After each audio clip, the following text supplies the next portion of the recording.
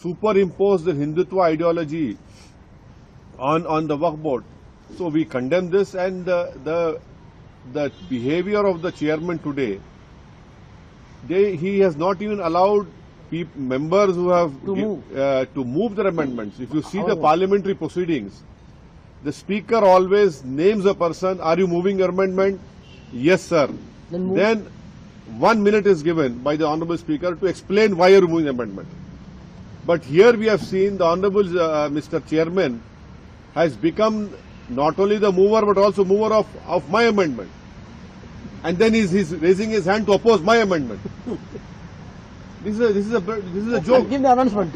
Rejection. My amendment, I am not moving, he is moving. And then he's raising his hand to oppose my amendment. And then he say, okay, he's the mover and the opposer. He counted himself.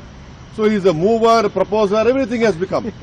So this exactly shows us what government is doing. And if you see the amendments that have been moved by the BJP and by the allies, they are obnoxious. They are not to save the Waqf property, I say.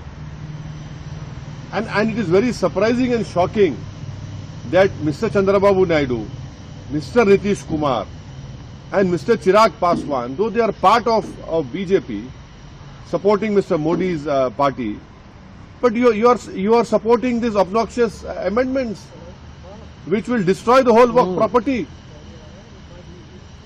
You know, someday they will have to come back to the people. Right now they are having their political honeymoon.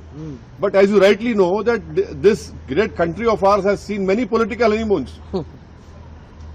And then you have political lunar eclipse, solar eclipse will happen for them also.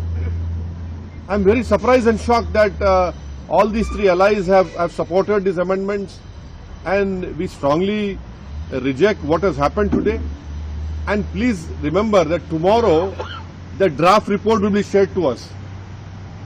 How is it humanly possible for all the members representing different political parties to read 500? That draft report will not be less than minimum 400 to 500 pages.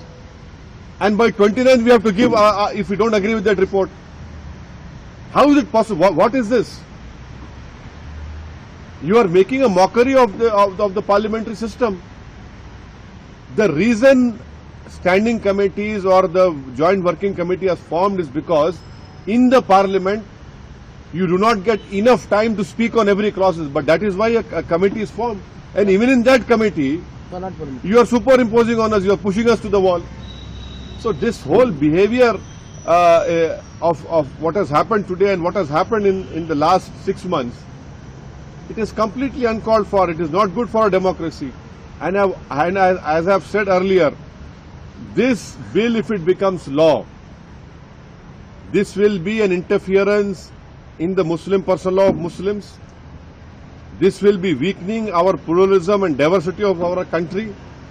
This will be a great attack on Article 26 of our Indian Constitution.